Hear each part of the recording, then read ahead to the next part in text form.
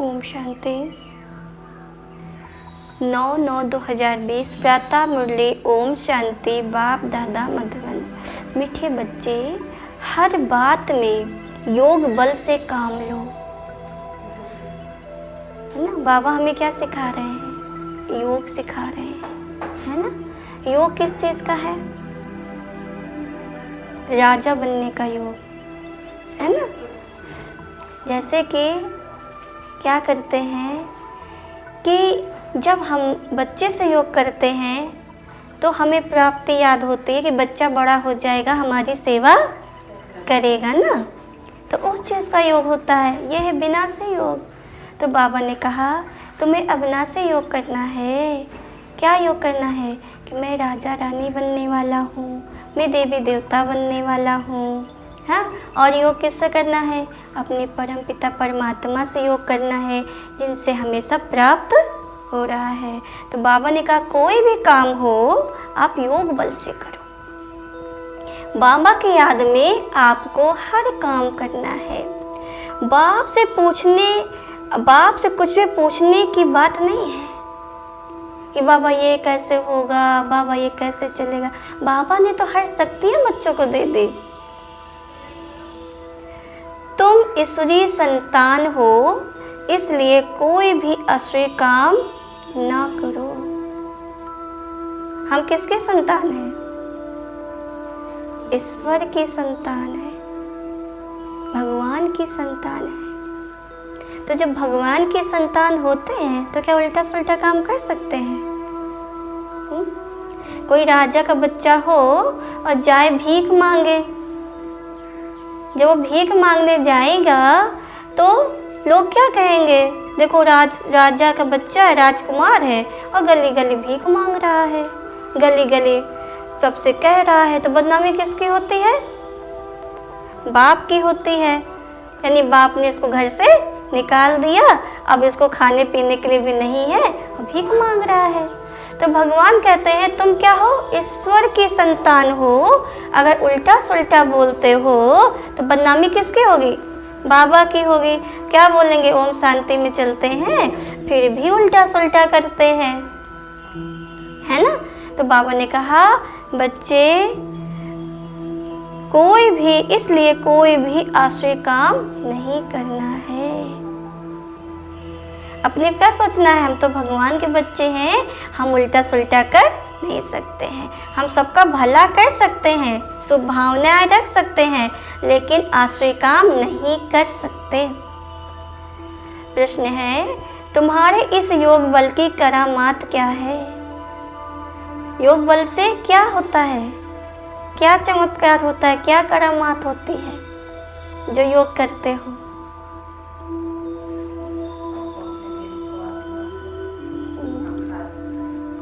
योग बल से ही पूरी सृष्टि बदल रही है। नर्क से स्वर्ग बन जाती है, हम पति से पावन हो जाते हैं, मनुष्य देवता बन जाते हैं योग बल से।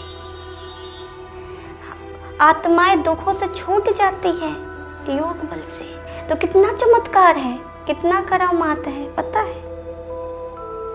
बाबा ने आज उत्तर में कहा यही योग बल है जिससे तुम्हारी सब कर्मेंद्रियां वश हो जाती हैं।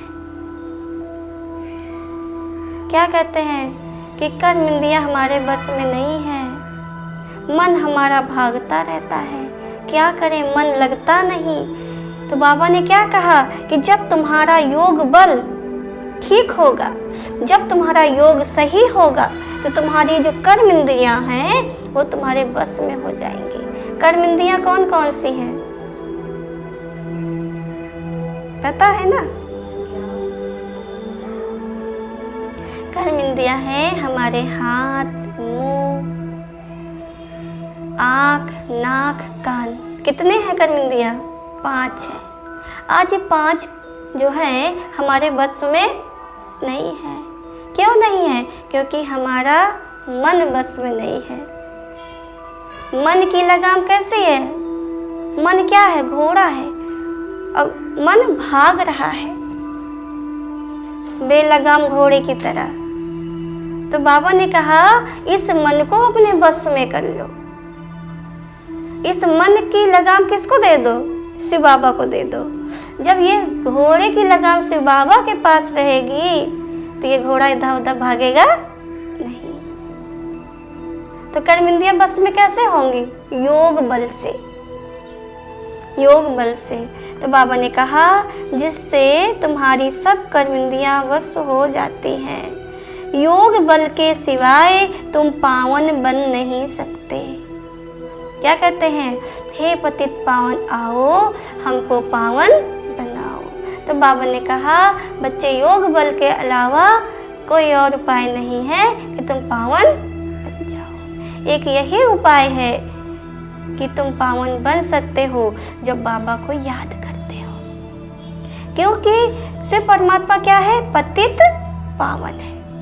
कहते हैं ना, हे पतित पावन आओ हमें पावन बनाओ, हे परमात्मा आओ हमें मुक्ति दो। तो बाबा क्या है? पतित पावन है। योग बल से ही सारी सृष्टि पावन बनती है। इसलिए पावन बनने के लिए व भोजन को शुद्ध बनाने के लिए याद की यात्रा में रहो। आज जो भोजन हम खाते हैं ना वो अशुद्ध है। आज का वातावरण कितना अशुद्ध हो गया है, पानी अशुद्ध हो गया है, अनाज अशुद्ध हो गया है ना। अब बनाने वाले के अंदर के भाव भी अशुद्ध हो गए हैं, है कि नहीं? जो बना रहा है वो भी अंदर से काम, क्रोध, लोभ, मोह, अहंकार सब चीज़ से भरा हुआ है, सद्वेष से भरा हुआ है। वो बना रहा है वो भी अशुद्ध हो गई, आत्मा भी अशुद्ध हो गई, अनाज पानी भी अशुद्ध हो गया। तो परमात्मा कहते हैं अशुद्ध चीज़ें खाएंगे, अशुद्ध आत्मा है तो क्या होगा? हमारे अंदर तो और कमजोरी आ जाएगी ना, आत्मा तो और नीचे गिर जाएगी, पतित है तो और भी दुखी हो जाएगी। तो बाबा ने कहा कि जब शिव बाबा की याद से हम भोजन बनाते हैं, योग से भोजन बनाते हैं तो खाने में ताकत आती है और शुद्ध हो जाता है। जैसे मंदिरों में जब भोजन बनता है, भंडारा होता है तो क्या होता है? भगवान का प्रसाद बन रहा है ना। जो भगवान का प्रसाद बनता है तो जरा से भी मिल जाता है तो आत्मा कितनी संतुष्ट हो जाती है। कहते हैं प्रसाद है तो थोड़ा सा हमें भी दे दो, है ना। और जो जो घर में खाता है तो उससे को कितना अच्छा लगता है ना। तो भगवान ने कहा अगर वही प्रसाद तुम रोज घर में बना के बाबा की याद से खाओगे तो अन्न भी शुद्ध और मन भी शुद्ध हो जाएगा।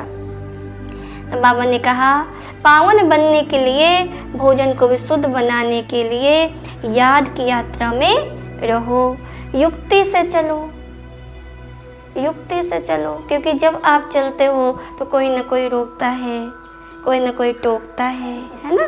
तो बाबा कहते हैं घर में तो आपको सब बाबा का करना है लेकिन युक्ति से करना है।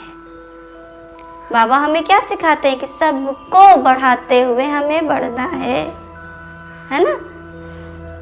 नम्रता से व्यवहार करो, जिद में नहीं करना है, नम्रता से करना है। अच्छा, ओम शांति। रूहानी बाप रूहानी बच्चों को समझाते हैं, समझ रहे हो।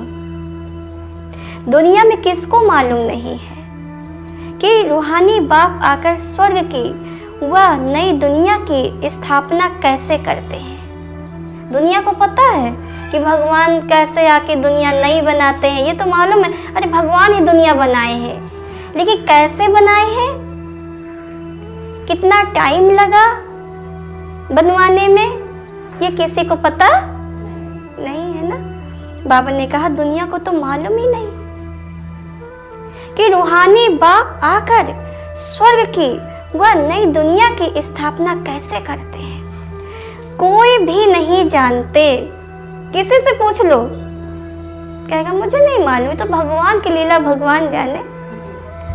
बाबा कहते तुम बाप से कोई भी प्रकार की मांगनी नहीं कर सकते हो। बाप सब कुछ समझाते हैं, कुछ भी पूछने की दरकार नहीं रहती, सब कुछ आप ही समझाते रहते हैं।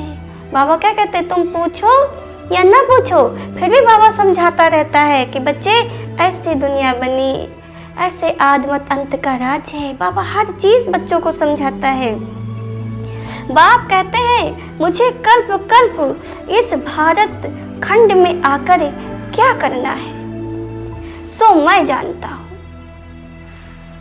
भगवान जानता है कि इस धरती में जाके मुझे क्या काम करना है, लेकिन बच्चे नहीं जानते थे। तभी तो कहते हैं तुम्हारी गतमत तुम जानो, तुम्हारी लीला तुम जानो। लेकिन जब बाबा आते हैं, अपनी लीला बताते हैं, अपना कार्य बताते, अपना काम बताते हैं, बच्चे मैं क्या करने आया हूँ, तो बच्चे सब जान जाते हैं। बाबा ने कहा, बाप कहते हैं मुझे कल्प कल्प इस भारत खंड में आकर क्या करना है, सो मैं जानता हूँ, तुम नहीं जानते। रोज रोज समझाते रहते हैं, कोई भल एक अक्षर भी न पूछे तो भी सब कुछ समझाते रहते हैं। कभी पूछते हैं खान पान की तकलीफ होती है, अब ये तो समझ की बात है ना। बाबा ने कह दिया हर बात में योग बल से काम लो, याद की यात्रा से काम लो, और कहाँ भी जाओ तो मुख बात बाप को जरूर याद करना है। घर से निकले तो बाबा के साथ ले लो। बाबा ने कहा कि पता नहीं आपके क्या लेखा जोखा है, आपके कर्मों का। आगे चल के हो सकता है कुछ ऐसा अकाल आ जाए, ऐसा काल आ जाए, या ऐसी परिस्थिति आ जाए, सब बिघान आ जाए, है ना। हमें तो नहीं पता कि हमने क्या किया है, लेकिन बाबा तो हमारी हर चीज जानता है ना। तो जब हम बाबा की याद करके चलते हैं तो बड़े बड़े विघ्न भी छोटे हो जाते हैं। तो बाबा ने कहा बाबा को याद करके चलना है और कोई भी असुरी काम नहीं करना है। हम ईश्वरीय संतान हैं, वो है सबका बाप, सबके लिए शिक्षा ये एक ही देंगे। बाप शिक्षा देते हैं बच्चे स्वर्ग का मालिक बनना है। रजाई में भी पोजीशन तो होती है ना। जब रजाई मिलती है तो उसमें पोजीशन होता है, छोटा राजा होता है, बड़ा राजा होता है ना। तो बाबा का उसमें पोजीशन होती है। हर एक के पुरुषार्थ अनुसार मर्तबा होता है। जो जैसा पुरुषार्थ करेगा, जो जैसा तन मन धन से भगवान की सेवा करेगा, मनसा वाचा कर्मणा से बाबा को ध्यान करेगा, कर्म करेगा, तो बाबा कहते हैं वैसे ही उसे पद मिलेगा। पुरुषार्थ बच्चों को करना है और प्रलभ भी बच्चों को पानी है। पुरुषार्थ कराने लिए बाप आते हैं। तुमको कुछ भी पता नहीं था ना कि बाप कब आएंगे, क्या आकर करेंगे, कहाँ ले जाएंगे। पता था कि भगवान कब आएगा, क्या करेगा। बाबा ने कहा बाप ही आकर समझाते हैं ड्रामा के प्लान अनुसार। तुम कहाँ से गिरे हो, पता है कहाँ से गिरे हो।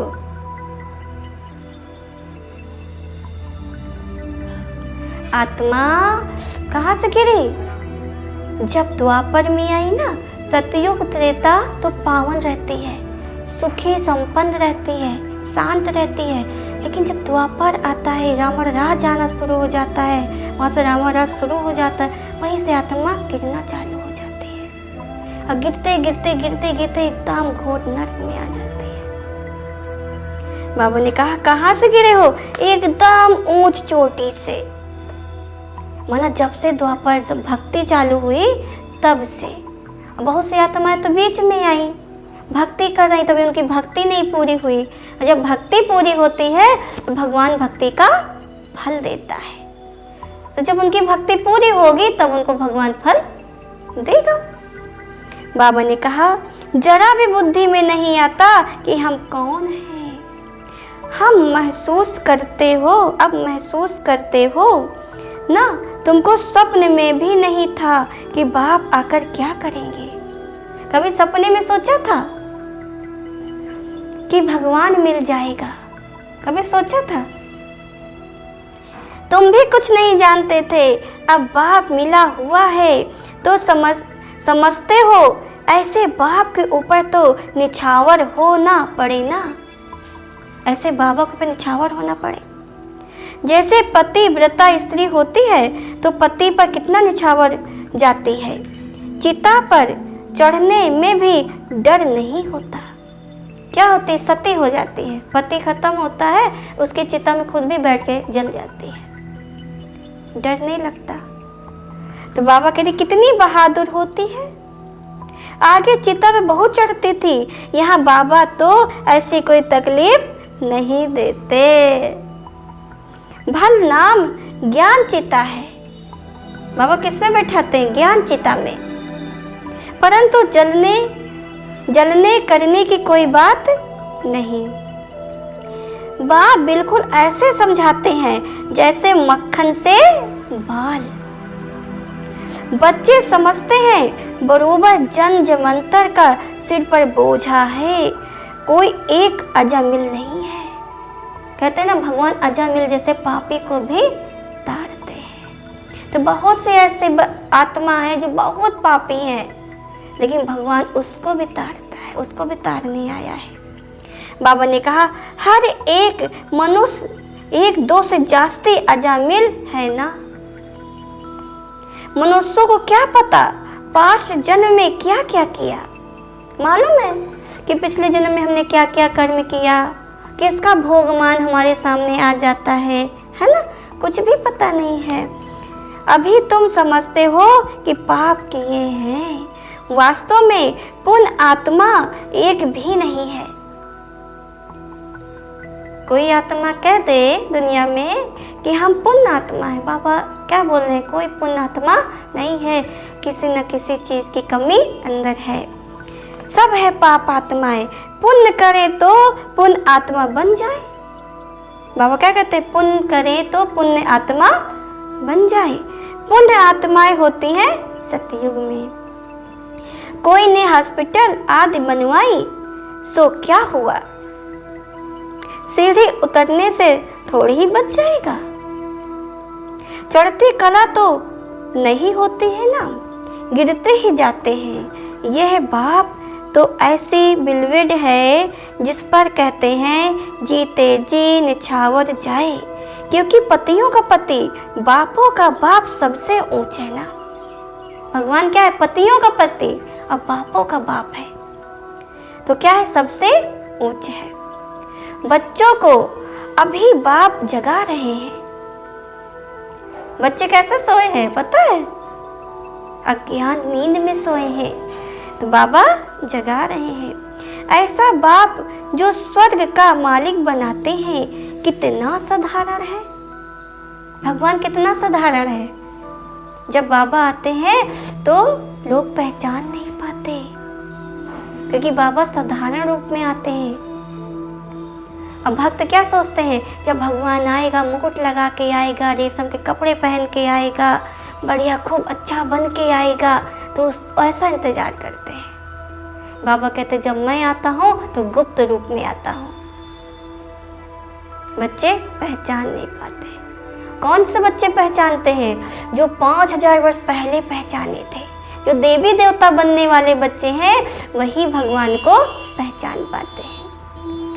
बाबा ने कहा शुरू में बच्चियां जब बीमार पड़ती थी तो बाबा खुद उन्हों की सेवा करते थे।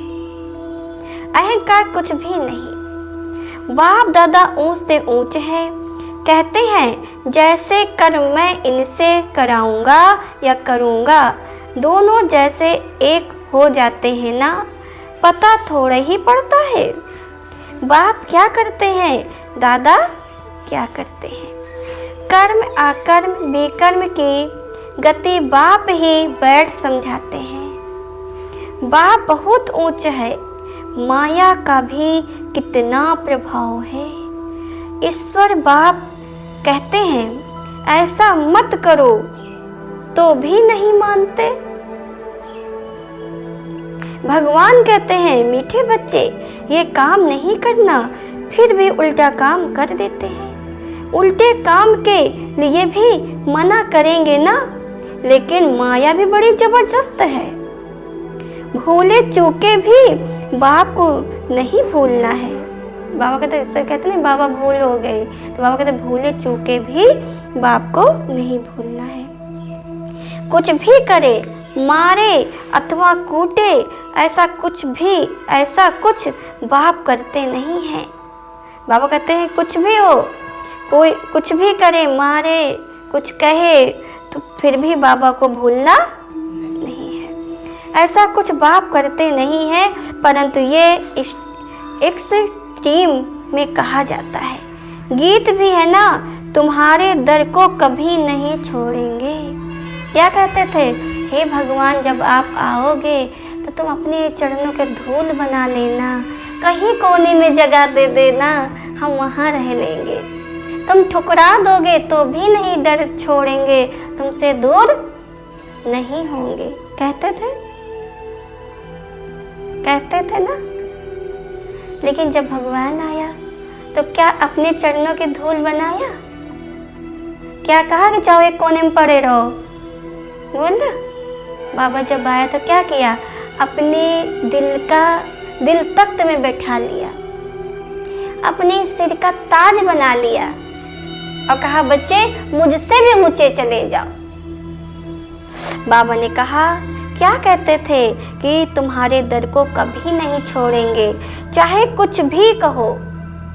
बाहर में रखा ही क्या है? क्या कहते थे? बुद्धि भी कहती है जाएंगे कहाँ? क्या कहते हैं भगवान तुमको छोड़ के कहाँ जाएंगे?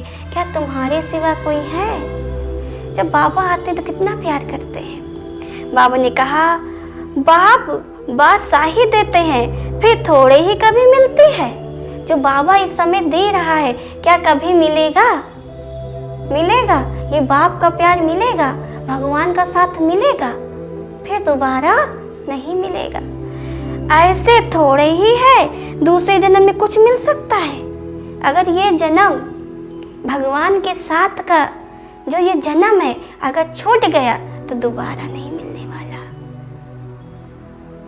दोबारा नहीं मिलेगा। लाख कोशिश कर लो।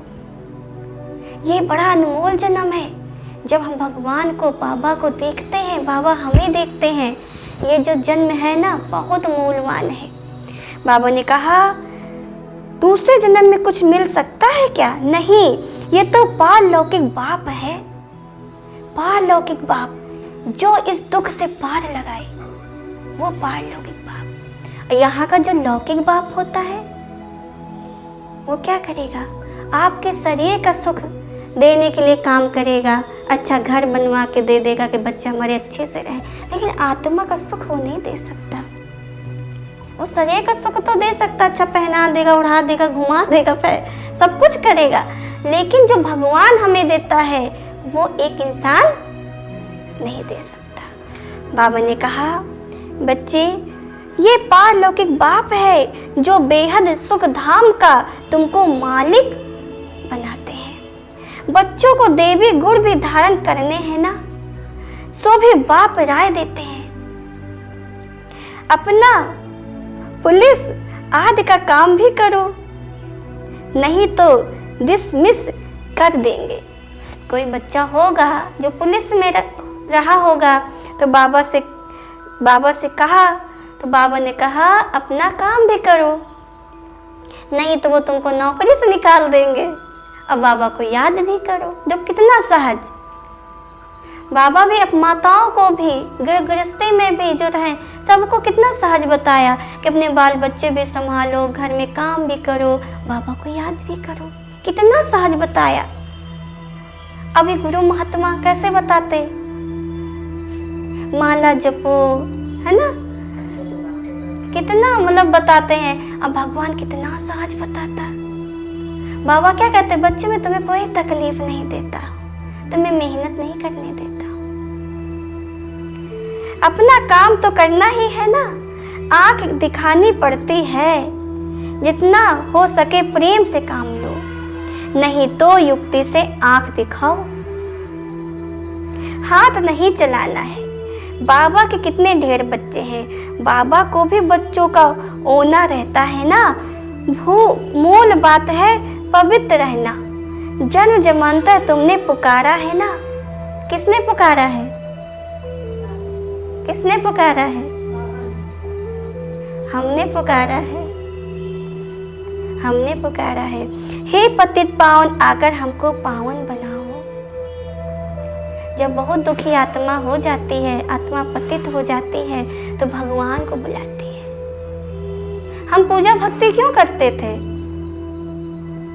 क्यों फूल चढ़ाते हैं, व्रत रहते हैं? क्या मिलता है ना? भगवान से कुछ प्राप्त करने के लिए ना।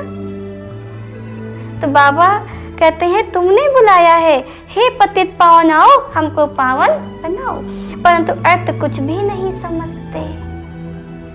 बुलाते हैं तो जरूर पतित है ना, कहते ना हे आओ पावन बनाओ तो जरूर पतित है। नहीं तो बुलाने की दरकार नहीं, पूजा की भी दरकार नहीं। जो मंदिर में जाते हैं तो इसकी भी दरकार नहीं। बाबा कहते हैं अब तो कहीं जाने की जरूरत नहीं है। मंदिर में जाके तुम पूजा करते हो, क्या देखते हो?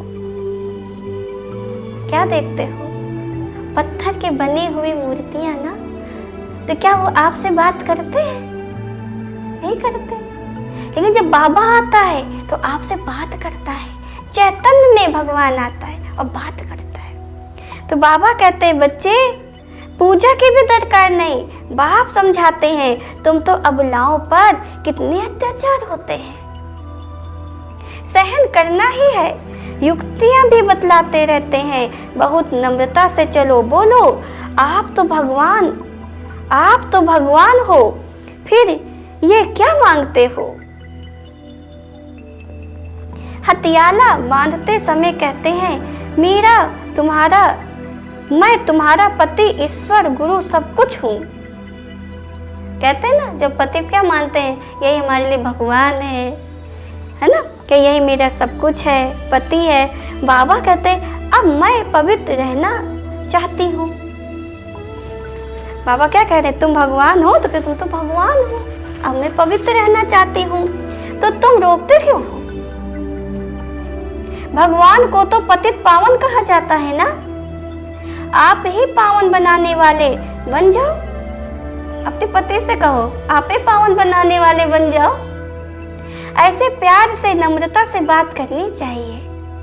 अपने घर में भी लड़ाई झगड़ा ना हो तो बाबा युक्ति से कहते हैं कि नम्रता से समझाओ कि तुम तो भगवान हो, तुम ही पावन बनाने वाले बन जाओ। नम्रता से बात करनी चाहिए। क्रोध करे तो फूलों की वर्षा करो। अगर क्रोध करे तो बाबा को याद करो, बाबा इनको भी शांति दो, इनको भी बुद्धि दो बाबा ना। बाबा ने कहा फूलों की वर्षा करो। मारते हैं फिर अफसोस भी करते हैं। ऐसे शराब पीते हैं तो बड़ा नशा चढ़ जाता है, अपने को बादशाह समझते हैं। तो ये विश्व भी ऐसी चीजें हैं, बात मत पूछो। पछताते भी हैं, परंतु आदत पड़ी है ना तो वो टूटती नहीं है। एक दो बार विकार में गया, बस नशा चढ़ा, फिर गिरते रहेंगे। जैसे नशे की चीजें खुशी में लाती हैं, विकार भी ऐसे हैं। यहाँ फिर बड़ी मेहनत है, सिवाय योग बल के कोई भी कर्मेंद्रियों को वश नहीं कर सकते हैं। योग बल की ही करामात है, तब तो नाम मशहूर है ना। सिवाय योग बल के कोई भी कर्मेंद्रियों को वश में नहीं कर सकते हैं। बाबा ने कहा तब ही मशहूर है। बाहर से आते हैं यहाँ योग सीखने, जो विदेशी है ना वो भी योग सीखने के लिए आते हैं भारत में। बाबा कहते हैं शांति में बैठे रहते हैं, घर बार से दूर हो जाते हैं। सोचते हैं हम भगवान से योग सीख लें, तो कोई जंगल चला जाता है भगवान की प्राप्ति करने के लिए। बाबा कहते हैं वो तो है आधा कल्प के लिए, आर्टिफिशियली शांति। किसको सच्ची शांति का मालूम ही नहीं। बाप कहते हैं बच्चे तुम्हारा स्वधर्म ही है शांत। इस शरीर से तुम कर्म करते हो। जब तक शरीर धारण ना करे तब तक आत्मा शांत रहती है। देखो आत्मा निकल गई एकदम शांत, ना वो बोलेगी, ना चिल्लाएगी, ना उसका लड़का, ना बच्चा, ना घर, ना आदमी, कुछ नहीं है, वो एकदम शांत। असर आगे शरीर में क्रोध भी कर रही, लोभ भी कर रही, मोह भी कर रही, अहंकार भी कर रही है ना। तो बाबा क्या कह रहे हैं, अब शरीर में रहते हुए हमें वही अभ्यास करना है कि मैं शांत स्वरूप आत्मा हूँ। बाबा ने कहा, बच्चे स्वधर्म ही शांत है। इस शरीर से तुम कर्म करते हो ना, जब तक शरीर धारण ना करे तब तक आत्मा शांत रहती है, फिर कहाँ न कहाँ जाकर प्रवेश करती है। शरीर छोड़ दिया तो आत्मा कहीं चली गई, जन्म ले ली। बाबा ने कहा, बच्चे यहाँ तो फिर कोई कोई सूक्ष्म शरीर से धक्के खाती रहती है। देखो क्या कह रहे हैं बाबा, बहुत से आत्माएं होती हैं जो शरीर अभी नहीं पाई हैं। उन्होंने अपनी, जब भगवान ने उनको तन दिया था अच्छे कर्म करने के लिए, उन्होंने अच्छे कर्म नहीं किए। जब उनका शरीर छूटा तो उनको शरीर नहीं मिला, तो अपने कर्मों की सजा भोगने के लिए सूक्ष्म शरीर में धक्के खा रही है, भटक रही है। अगर वो आत्माएं आ जाएं तो आप क्या बोलोगे, भूत आ गया। उनको घर में बुलाना पसंद करोगे? हाँ, जैसे कि अभी माता जी है, बहन जी है, अपने घर में है, आप इनसे प्यार से बात भी करोगे, सब कुछ करोगे। अगर इनकी आत्मा निकल जाए, आपके पास आए बात करने, तो आप क्या कहोगे, नहीं आप दूर ही रहो, बोलेंगे ना, दूर रहो। है तो वही आत्मा, अभी भी शरीर में निकल गई तो भी वही आत्मा है, फिर क्यों दूर रहो, फिर क्यों दूर रहो? क्योंकि आत्मा के कर्म खराब हैं। जैसे आत्मा ने क्या किया, अभी भी इधर भी गाली दे रही है, इसको भी परेशान करी, उसको भी परेशान करी। तो जब आत्मा ने अभी शरीर में रहते हुए अपने कर्मों को नहीं बदला, है ना, तो जब शरीर से निकल जाती है तो भी उसके जो कर्म हैं वैसे ही रहते हैं। तो जब वो उसका सोच शरीर रहता है और शरीर उसका ये हड्डी मांस का नहीं मिलता है, फिर वो परेशान करती है। कभी इनको परेशान करी, कभी इनको परेशान करी, कभी इनको परेशान कर रही है, भटकती रहती है। तो बाबा कहते हैं वो भी धक्के खाती रहती है, वो तो छाया के शरीर होते हैं। आपको हड्डी मांस नहीं दिखेगा, देखो वो तो शरीर जल गया ना, फिर हम क्यों कहते हैं कि हाँ वो फलाना जो खत्म हो गया वो हमको दिखाई दिया। कहते हैं ना, अरे जा रहे थे तो वो खत्म हो गए, वो दिखाई दिए। क्यों? क्योंकि जो उनके अंदर का सूक्ष्म शरीर था ना, वो थोड़ी जलता है, वो तो प्रकाश का होता है, छाया का होता है। बाबा ने कहा, कोई दुख देने वाले होते हैं, कोई अच्छे होते हैं। बहुत सी आत्माएं अच्छी भी होती हैं। आपको कोई दुख होगा तो आत्माएं आकी मदद कर देती हैं। उनको शरीर नहीं मिला फिर भी आपको मदद कर देंगे। बहुत सी आत्माएं होती हैं तो लोगों को परेशान करती हैं। यहाँ भी कोई भले मनुष्य होते हैं तो किसी को दुख नहीं देते। यहाँ पे देखो, है ना, कोई अच्छी आत्मा होगी तो देखेगी कोई परेशान है तो खाना भी खिला देगी, घर में कहेगी आ जाओ भाई, नहीं है तुम्हारे यहाँ दुख है या तकलीफ है तो चलो एक रात हमारे घर में लेट जाना, है ना। माना जितना बन सकता है उसकी हेल्प कर देती है। तो वही आदत उसको शरीर छोड़ने के बाद भी रहती है। तो बाबा ने कहा यहाँ भी देखो किसको दुख नहीं देती, कोई तो बहुत दुख देते हैं। कोई जैसे साधु महात्मा होते हैं, कोई तो जैसे साधु महात्मा होते हैं। बाप समझाते हैं, मीठे मीठे सिकलंदे बच्चों, तुम 5000 वर्ष के बाद फिर से आकर मिले हो। बाबा से कितने जन्मों के बाद मिले हैं? 5000 वर्ष और जन्म 84 जन्म। बाबा ने क्या क्या लेने के लिए, बाबा से क्या लेने के लिए मिले हो? बाप ने बताया ना तुमको क्या मिलने का है। बाप आपसे क्या मिलना है, ये तो प्रश्न ही नहीं। बाप से क्या मिलता है? कोई कहे आपके पिताजी से क्या मिलता है तो क्या कहोगे, पिताजी के पास जितनी संपत्ति है सब हमारी है। तो बाबा क्या कह रहा है, बाप मिला है, बापों का बाप तुम्हें मिला है। तो बाप से क्या लेने आए हो? वो तो खजानों का मालिक है, जितना चाहे खजाना भरपूर कर लो, भरते जाओ। बाबा ने कहा, बच्चे बाप के पास आए हो ना, तुमको क्या मिलना है? बाबा आपसे क्या मिलना, ये तो प्रश्न ही नहीं उठता है। आप तो हो ही है बिनली गॉडफादर, नई दुनिया के रचयिता, तो जरूर आपसे बादशाही मिलेगी। देखो बच्चे क्या कह रहे हैं कि बाबा आप तो नई दुनिया के रचयिता हो, तो जरूर आपसे बादशाही मिलेगी। बाप कहते हैं थोड़ा भी कुछ समझ कर जाते हैं तो स्वर्ग में जरूर आ जाएंगे। बाबा कहते हैं कोई बच्चा थोड़ा भी समझ जाता है, बाबा उसे स्वर्ग में भेज देते हैं। हम स्वर्ग की स्थापना करने आए हैं। बड़े से बड़ा असामी है भगवान और प्रजापिता ब्रह्मा।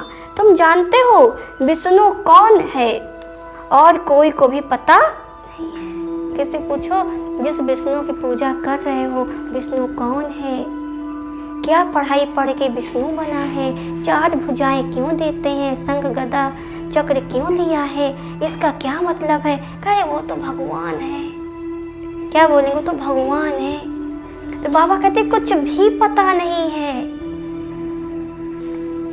तुम तो कहेंगे हम इनके घराने के हैं, ये लक्ष्मी नारायण तो सतयुग में राज करते हैं, ये चक्र आज वास्तव में विष्णु को थोड़े ही है, ये अलंकार हम ब्राह्मणों के हैं। देखो बाबा अभी ये नॉलेज है, बाबा ने सबको नॉलेज सिखाया ना। सतयुग में थोड़े ही ये समझाएंगे। जब सतयुग में आत्माएं सब चली जाएंगी, बाबा से पढ़ाई पढ़ के प्रालभ पालेंगे, तब वहाँ थोड़ी पढ़ेंगे, वहाँ समझाने बाबा नहीं आएगा। बाबा तो यहाँ समझाता है, संगम युग में यही समझाएगा। ऐसे बातें बताने की कोई भी ताकत नहीं है। तुम इस 84 के चक्र को जानते हो, इनका अर्थ कोई समझ ना सके। किसी से बोलो 84 जन्म मनुष्य को होते हैं, कहे पहले तो बोलेंगे मून जाएंगे, पहले बोलेंगे नहीं 84 लाख जन्म होते हैं। हम क्या बोलेंगे? नहीं 84 जन्म होते हैं। तो बाबा क्या कह रहे हैं? कुछ भी नहीं समझते। बच्चों को बाप ने समझाया है। हम बच्चों को किसने समझाया? बाप ने समझाया है। बच्चे समझ गए हैं।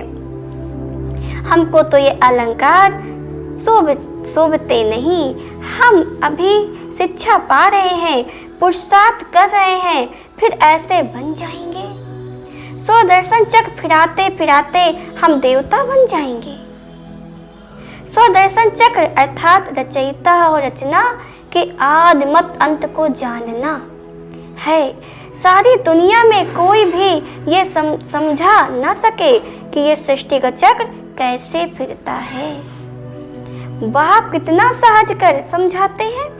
इस चक्र की आयु कितनी बड़ी तो हो नहीं सकती। दुनिया वाले क्या कहते हैं कि ये जो सृष्टि है लाखों अरबों साल चलती है ना, कहते हैं बहुत दिन अभी चलेगी। लेकिन बाबा ने क्या बताया? ये पूरी दुनिया का चक्र केवल 5000 वर्ष लगता है। 5000 वर्ष में दुनिया नई से पुरानी हो जाती है। बाबा ने कहा मनुष्य सृष्टि का ही समाचार सुनाया जाता है कि इतने मनुष्य हैं, ऐसे थोड़े ही बताया जाता है कि कछुए कितने हैं, मछलियां आदि कितनी हैं। मनुष्यों की ही तो बात है ना। जैसे कि आप खेत में गेहूं बोते हो ना, तो क्या काटते हो? उसके साथ तो बहुत चीज पैदा हो जाती है, घास फूस न जाने क्या क्या पैदा हो जाता है ना। लेकिन आप क्या काटते हो? और सब छोड़ देते हो ना, केवल गेहूं काट के ले आते हो क्योंकि आपने उसको बोया है, आपका काम का है। और जो ऐसे उगाया वो आपके काम का नहीं है। तो भगवान ने सबसे ऊंची चीज क्या बनाई? मनुष्य, है ना। मनुष्य को ऊंचा बनाया, मनुष्य आज पतित हो गया है। तो जब परमात्मा आते हैं तो मनुष्य को ही उठाते हैं। मनुष्य के बारे में बताते हैं। अब बाबा अपने बच्चों के बारे में बताते हैं, बच्चे तुम ही ऊंच थे, तुम ही नीचे गिर गए हो। बाकी जो जितने जीव जंतु हैं ना, उनके बारे में बाबा नहीं बताता, क्योंकि वो घास फूस है। खेती बाबा बच्चों की करता है, घास फूसों की नहीं करता, वो तो ऑटोमेटिक आ जाते हैं। बाबा कहते हैं तुमसे भी प्रश्न पूछते हैं, बाप सब कुछ बतलाते रहते हैं, सिर्फ उस पर पूरा ध्यान देना। बाप ने समझाया है, योग बल से तुम सृष्टि को पावन बनाते हो, तो क्या योग बल से खाना शुद्ध नहीं हो सकता? बाबा ने कहा तुम्हारे योग से पूरी दुनिया बदल रही है, तो तुम्हारे योग से खाना नहीं बदल सकता, शुद्ध नहीं हो सकता। अच्छा, तुम तो ऐसे बने हो, फिर कोई को आप समान बनाते हो। अभी तुम बच्चे समझते हो कि बाप आया है स्वर्ग की बादशाही फिर से देने, तो इनको रिफ्यूज नहीं करना है। विश्व की बादशाही रिफ्यूज की तो खत्म, फिर किचड़े के डिब्बे में जाकर पड़ेंगे। देखो बाबा क्या कह रहे हैं, अगर बाबा की पढ़ाई को मिस किया, पुरुषार्थ को मिस किया, तो बाबा ने क्या कहा, किचड़े के डिब्बे में जाकर पड़ेंगे। ये सारी दुनिया किचड़ा है, तो इनको रिफ्यूज नहीं कहेंगे। दुनिया का हाल देखो क्या है, देखते हो रोज टीवी खोलो नए नए समाचार, है ना। तुम तो जानते हो हम विश्व के मालिक बनते हैं, ये किसको पता नहीं है कि सतयुग में एक ही राज था, मानेंगे नहीं। अपना घमंड रहता है ना, तो फिर जरा भी सुनते नहीं, कह देते ये सब आपकी कल्पना है, कल्पना से ही ये शरीर आदि बना हुआ है, अर्थ कुछ नहीं समझते, बस यह ईश्वर की कल्पना है। ईश्वर जो चाहे सो बनते हैं, उनका ये खेल है। ईश्वर जो चाहे सो बनते हैं, उनका ये खेल है। ऐसी बातें करते हैं, बात मत पूछो। आप कहोगे भगवान आके हमें पढ़ा रहा है, हमें ऊंचा बनाने आया है, मनुष्य देवता बनाने आया है। बोलेगा कलयुग में भगवान कैसे आ जाएगा, आप कल्पना पे जी रहे हो। और देखो भगवान आके अपना काम भी कर रहा है, गुप्त पढ़ाई भी पढ़ा रहा है, लेकिन वो नहीं जानते। बाबा कहते हैं बात मत पूछो, ऐसी बातें करते हैं। अभी तुम बच्चे जानते हो बाबा आया हुआ है। बुढ़िया भी कहती है, जो बुढ़िया है, जो चल नहीं पाती हैं, कुछ कर नहीं पा रही हैं, वो भी कहती हैं बाबा हर 5000 वर्ष के बाद हम आपसे स्वर्ग का वर्षा लेते हैं। बाबा कितना सहज बताया कि हम अगर हमारा शरीर भी काम नहीं करेगा, हमारे हाथ पैर भी नहीं काम करेंगे, तो भी हम बाबा को याद कर सकते हैं, है ना। बहुत से देखो भक्त होते हैं, पहले खूब नियम से करते हैं, पूजा भक्ति माला जपते हैं, लेकिन जब बूढ़े हो जाते हैं तो कुछ नहीं कर पाते, कुछ नहीं कर पाते। फिर क्या करते, पहले बहुत करते थे, अब नहीं हो पाता, शरीर काम नहीं करता, ये बोलते हैं ना। बाबा कहते हैं, बाबा ऐसे युक्ति हमें बताते हैं कि बच्चे जब तुम बूढ़े भी हो जाओगे तो भी तुम बाबा को याद कर सकते हो। शरीर हाथ पाँव नहीं चलेगा, बाबा शरीर से कुछ नहीं कराने हैं, लेकिन आत्मा से तुम्हारी डोर योग बाबा से जुड़ी रहेगी। बाबा की याद में हम बाबा के पास चले जाएंगे, ऐसा सहज ज्ञान। बाबा ने कहा हम अभी आए हैं स्वर्ग की रजाई लेने। तुम जानते हो कि सभी एक्टर्स का अपना पार्ट है, एक का पार्ट न मिले दूसरे से। तुम फिर इसी के नाम रूप में आकर इसी समय बाप से वर्षा लेने का पुरुषार्थ करेंगे। कितनी अथाह कमाई है। भर बाप कहते हैं थोड़ा भी सुना है तो स्वर्ग में आ जाएगा। परंतु हर एक मनुष्य पुरुषार्थ तो ऊंच बनाने का ही करते हैं ना, तो पुरुषार्थ है फर्स्ट। अच्छा, मीठे मीठे सिकंदे बच्चों, प्रतिमात पिता बाप दादा का याद प्यार, गुड मॉर्निंग। रूहानी बाप के रूहानी बच्चों को नमस्ते। हम रूहानी बच्चों की तरफ से रूहानी बाप दादा को याद प्यार, नमस्ते नमस्ते नमस्ते। ओम शांति बाबा, ओम शांति। धारणा के लिए मुक्तसार है। जैसे बाबा बच्चों की सेवा करते हैं, यही समय है कि भगवान अपने बच्चों की सेवा करते हैं और सेवा करके बना के बच्चों को स्वर्ग में भेज देते हैं और बाबा परम धाम में बैठ जाते हैं। जब हम आत्माएं द्वापर से दुखी में आ जाते हैं तो फिर उन्हीं को बुलाना चालू करते हैं। 63 जन्म उनको बुलाते हैं, वही प्यार पाने के लिए, वही सुख पाने के लिए, वही शांति पाने के लिए भगवान को बुलाते हैं। बाबा ने कहा जब बाबा आता है ना तो फिर सेवा करता है, कोई अहंकार नहीं है। अभी कुछ भी थोड़ा सा करते हैं, कोई भी बच्चा, कोई भी आत्मा कुछ भी करता है तो अहंकार आ जाता है ना, मैंने किया मैंने किया मैंने किया, मैं ना करता तो कैसे होता, है ना। तो माना थोड़ा सा करने पे वो कितना अहंकार उसके अंदर आ जाता है। भगवान ने तो कितना सेवा किया, क्या अहंकार किया। कहा कि मैंने तुमको पति से पावन बनाया, स्वर्ग में भेजा, कहा। बाबा ने कहा बच्चे कोई अहंकार नहीं, ऐसे फॉलो करना है, तुम्हें भी ऐसे ही करना है। बाप के सेमत पे चलकर विश्व की बादशाही लेनी है, रिफ्यूज नहीं करनी है, मना कचड़े के डिब्बे में नहीं जाना है।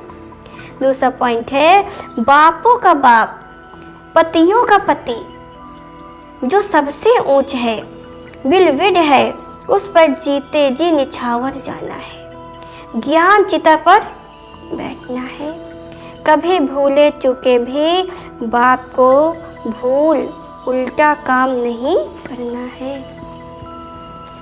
वरदान है मास्टर ज्ञान सागर बन, ज्ञान की गहराई में जाने वाले अनुभव रूपी रत्नों से संपन्न भव। डिटेल है जो बच्चे ज्ञान की गहराई में जाते हैं वे अनुभव रूपी रत्नों से संपन्न बनते हैं। एक है ज्ञान सुनना और सुनाना, दूसरा है अनुभवी मूर्त बनना।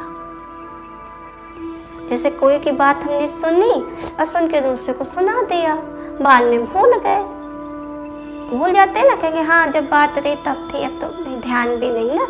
लेकिन अगर कोई बात आपके अनुभव में आ जाए, दिल में लग जाए, है ना, कोई बात आपको दिल में लग जाए या कोई उल्टा सुल्टा कहे वो बात आपके दिल में लग जाए, तो आप क्या कहोगे, पूरी जिंदगी नहीं भूलेंगे, है ना। तो बाबा कहते हैं हम ज्ञान को सुन रहे हैं और सुना रहे हैं, लेकिन बाबा के स्नेह प्यार को, बाबा के ज्ञान को अगर हमने अनुभव में ले लिया, अपने दिल में उतार लिया, तो पूरे जीवन नहीं भूलेगा और आत्मा इस शरीर को छोड़ के भी जाएगी तो भी नहीं भूलेगा। तो बाबा ने कहा अनुभवी मूर्त बनना, अनुभवी सदा अविनाशी और निर्विघ्न रहते हैं। जो अनुभव में ले आते हैं वो निर्विघ्न रहते हैं, उन्हें कोई भी हिला नहीं सकता। अनुभवी के आगे माया की कोई भी कोशिश सफल नहीं होती। अनुभवी कभी धोखा नहीं खा सकता। इसलिए अनुभवों को बढ़ाते हुए हर गुण के अनुभवी मूर्त बनो। मनन शक्ति द्वारा शुद्ध संकल्पों का स्टॉक जमा करो। स्लोगन है, फरिश्ता वो है जो देह के सूक्ष्म अभिमान के संबंध से भी न्यारा है। फरिश्ता वो है जो देह के सूक्ष्म अभिमान के संबंध से भी न्यारा है। ओम शांति।